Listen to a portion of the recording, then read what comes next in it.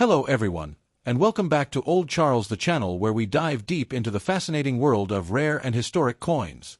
Today, we're going to explore a very interesting piece from American coinage history, the 1983 United States quarter dollar.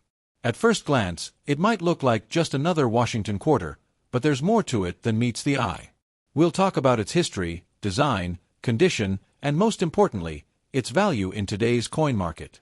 So stay tuned till the end, because you might just have one of these coins sitting in your collection or pocket change. Right now, the United States quarter dollar has a long and rich history, and the 1983 issue is part of what's known as the Washington Quarter Series.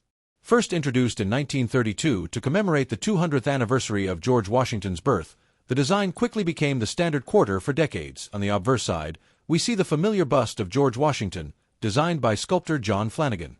The inscriptions include Liberty, In God We Trust, and of course, the year of mintage, 1983. On the reverse side, we have the iconic American bald eagle with outstretched wings, perched on a bundle of arrows with olive branches beneath, symbolizing both strength and peace. This design was used all the way up until the state quarters program began in 1999. Now, what makes the 1983 quarter especially fascinating is the fact that during the early 1980s, the U.S. Mint was dealing with massive coin circulation demands. Billions of quarters were struck, and because they were used so heavily in commerce, finding a well-preserved 1983 quarter today is not as easy as you might think. In 1983, the quarter was minted at two major U.S. mints: Philadelphia Mint, no mint mark; Denver Mint, D mint mark. There were no proof coins struck for collectors in 1983, which makes high-quality examples even more desirable today. This was unusual because in earlier years, proof sets were more common, but budget cuts in the early 1980s limited production. This means that if you're looking for a 1983 quarter in pristine condition, it often has to come from original bank-wrapped rolls or mint sets, which are scarce for this year. Now let's talk about the part you've been waiting for, the value of the 1983 quarter. Because billions were minted, most circulated 1983 quarters are worth just face value, 25 cents. However, the true value comes down to condition, errors, and rarity of high grades. Extremely scarce and can fetch hundreds of dollars, sometimes more if slabbed by PCGS or NGC. One key reason for this higher value is that many 1983 quarters are poorly struck or worn down from circulation, making truly sharp and lustrous coins rare. Now here's something really exciting: error coins from 1983. Coin errors are highly collectible, and 1983 quarters are known to have some dramatic ones. A few examples include off-center strikes ***, where part of the design is missing. Double die errors ***, where the lettering or numbers appear doubled. Clipped planchets ***, where part of the coin's edge is cut off. Wrong planchet strikes ***, a quarter struck on a nickel or cent blank. Depending on the rarity and severity, some of these error coins can sell for $50, $100, or even several $100s at auction. So always keep an eye out when checking your change. When it comes to the 1983 quarter, condition is king. Because so many were used in daily commerce, finding them with sharp details, original luster, and minimal scratches is a challenge. Collectors often grade coins on the Sheldon scale, which ranges from poor, P1, all the way to a perfect mint state 70, MS70. For the 1983 quarter, anything above MS65 is considered a premium find. If you happen to come across a brilliant uncirculated example, it may be worth sending to a grading company like PCGS or NGC, as certified coins tend to sell for much higher prices. Oh, why do collectors seek out the 1983 quarter? The main reason is that mint sets were not issued this year, which means high-quality examples are harder to find compared to other years. This scarcity has driven up demand among collectors who want a complete Washington Quarter Series. In short, while your average circulated 1983 quarter might only be worth 25 cents, the right coin in the right condition could bring in a surprisingly high value. To wrap things up, the 1983 United States quarter dollar is a fascinating piece of coinage history. Most are common and worth face value, but for collectors, high-grade examples and rare error coins can fetch significant premiums. Oh, next time you're looking through your spare change, don't overlook the 1983 quarter. You never know if you might be holding on to a hidden gem worth far more than just 25 cents. To truly understand the 1983 United States quarter dollar, we need to go back several decades and explore the story of the Washington Quarter Series, the role of the mint, and the historical events shaping America in the early 1980s. The Washington quarter was first struck in 1932, designed by sculptor John Flanagan. It was not originally intended to be a permanent coin design. Instead, It was introduced to commemorate the 200th anniversary of George Washington's birth. Washington, the nation's first president, was chosen as a symbol of leadership, independence, and patriotism. The design proved so popular that it replaced the standing Liberty quarter, which had been in use from 1916 to 1930. The obverse featured a profile bust of Washington, with the inscriptions "Liberty" and "In God We Trust." The reverse displayed the proud American bald eagle, wings spread wide, perched on a bundle of arrows with olive branches beneath.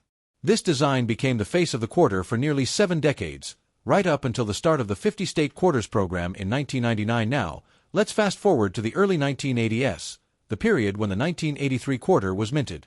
This was a time of significant change in the U.S. economy and coinage. In the 1960s, silver was removed from circulating quarters due to rising metal prices. Since 1965, quarters were made of a copper-nickel-clad composition, with an inner copper core and outer layers of nickel. By the 1980s, this clad composition was the standard, and the mint was producing billions of coins each year to keep up with circulation demand. The year 1983 itself holds a special place in numismatics. Unlike most other years, the U.S. Mint did not produce traditional uncirculated mint sets for collectors in 1982 and 1983. Budget constraints and policy decisions meant collectors had fewer opportunities to acquire pristine coins straight from the mint. This made high-quality examples of 1,983 quarters scarcer in a hobby. Adding to this, the American economy of the early 1980s was recovering from a severe recession.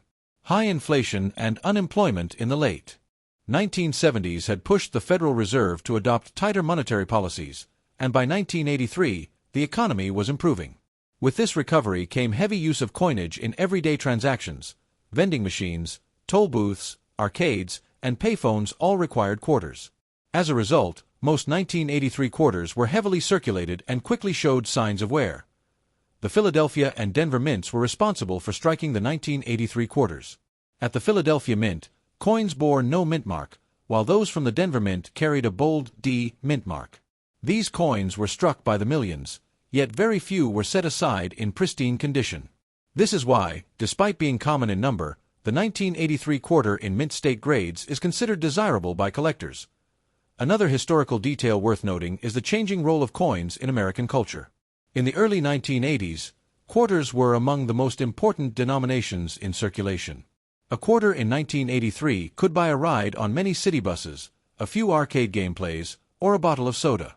For many Americans, the quarter wasn't just small change, it was an everyday necessity. Collectors today look back at the 1983 quarter as part of a broader story of the Washington Quarter series. It sits in an interesting period, before the big changes of the 1990s and before the explosion of collector interest that came with the state quarters program. While not a rare coin by mintage numbers, its history is tied to economic recovery, mint production policies, and heavy circulation use, all of which make the 1983 quarter stand out when compared to earlier or later issues. So, when you hold a 1983 quarter in your hand, you're not just holding a piece of metal worth 25 cents. You're holding a piece of American history that reflects the coinage policies, the economic struggles, and the everyday life of the early 1980s. When it comes to the value and collectability of the 1983 United States quarter dollar, one of the most important factors is its condition. Unlike paper money, coins are meant to circulate, which means they often pick up scratches, dings, discoloration, and wear very quickly. The 1983 quarter is no exception in fact, because it was produced during a time of heavy circulation demand and because there were no collector mint sets issued in 1983, finding one in high condition is especially difficult. Let's break down exactly what condition means in the world of coin collecting and why it matters so much for this particular quarter. Coin collectors use a system called the Sheldon scale to measure condition, which ranges from poor, P1, all the way up to mint. State 70, MS70, ***, a perfect, flawless coin. These are coins that never entered circulation. They have no wear, but may still have bag marks, nicks, or dull strikes. At this level, values rise quickly, especially for MS65 and above. MS67 coins are scarce, and MS68 or higher are almost unheard of for the 1983 quarter. Two key things collectors look for in condition are luster and strike. Quality refers to the original shine a coin has when it comes off the press. The metal flows in a circular pattern, creating a reflective cartwheel effect under light. Most 1983 quarters in circulation lost this luster quickly due to heavy use. Finding one today with strong, original luster is rare. describes how sharp the details appear.